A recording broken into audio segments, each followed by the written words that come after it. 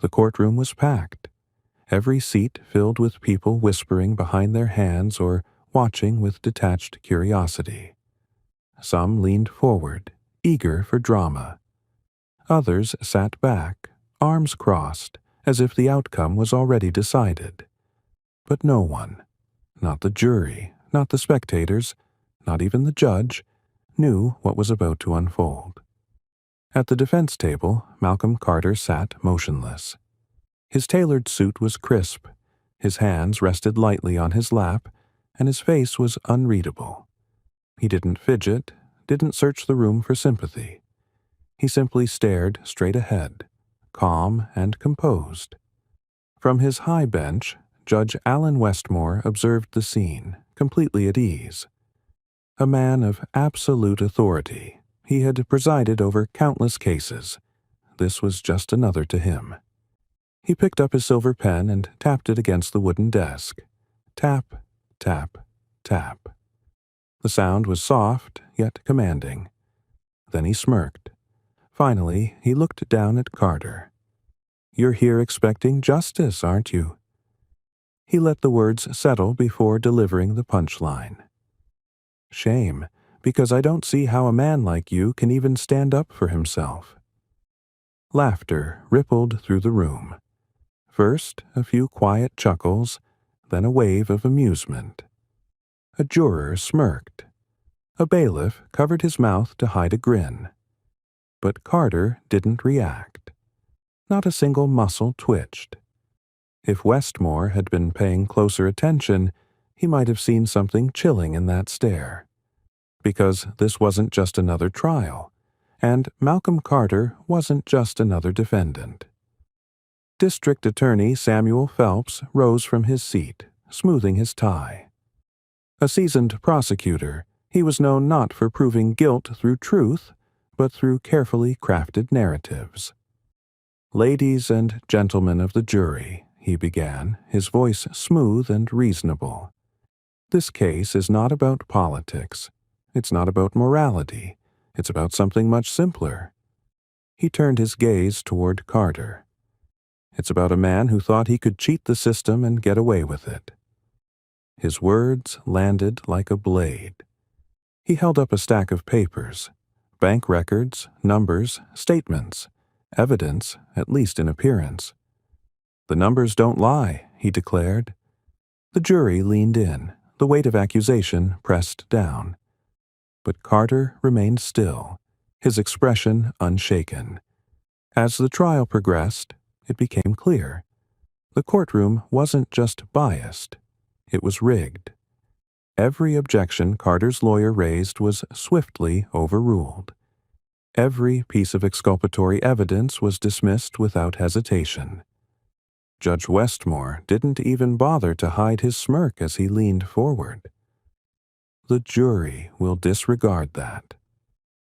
Again and again, each time the defense tried to shift the tide.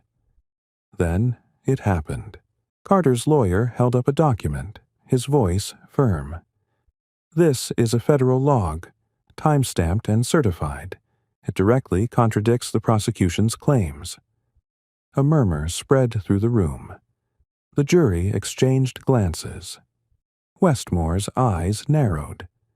"The prosecution did not have access to this prior to trial," he snapped. "Therefore, neither I nor the jury can verify its authenticity." For the first time, Carter spoke. His voice was calm. "It's a public record. Anyone with an internet connection can verify it." Westmore slammed his gavel down. "That's enough, Mr. Carter." But the room felt different now. Uneasy. The jury was no longer just watching the defendant. They were watching the judge. A seed of doubt had been planted. Westmore's grip on the gavel was white-knuckled as he lifted it high. His voice was even, but there was tension beneath it. "Malcolm Carter, you have been found guilty on all counts." The words struck like a gunshot. Gasps filled the courtroom. Whispers of disbelief spread. Even the jury looked caught off guard, as if the verdict had been spoken for them. Then something chilling happened. Westmore smiled. "Justice," he said, voice dripping with mockery, "is whatever I say it is." Then, in a whisper only Carter could hear, he added, "You never stood a chance." Or so he thought, because in that moment, Malcolm Carter did something no one expected. He stood. The courtroom froze. Gasps erupted. A woman in the gallery clutched her chest. A bailiff instinctively reached for his holster, eyes wide in shock. Malcolm Carter, who had sat in a wheelchair the entire trial, was now standing. He rolled his shoulders, stretching his neck as if shaking off a long-held disguise. Then, slowly, he reached into his jacket and pulled out a small leather case. With a flick, it snapped open. A golden badge gleamed under the courtroom lights. Silence. Judge Westmore's face drained of color. The gavel in his hand felt suddenly useless. Carter stepped forward, his voice steady. "Judge Allen Westmore," he said, letting the words settle like a final judgment. "I am not a defendant."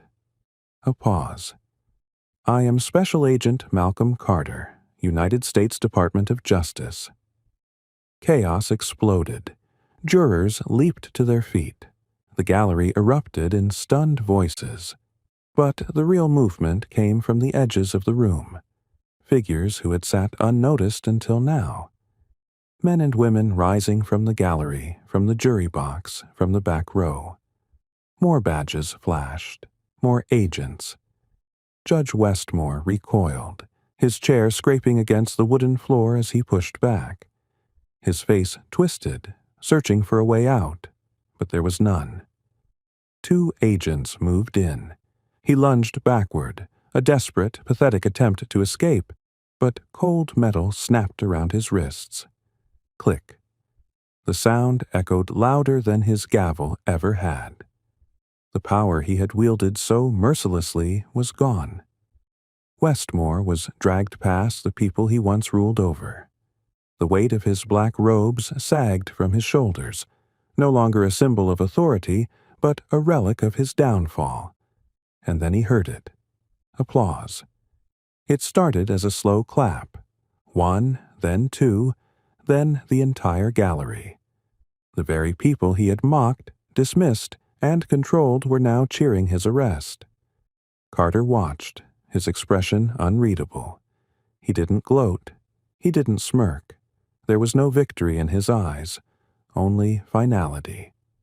Justice wasn't about vengeance. Justice was about truth. And today, justice had been served.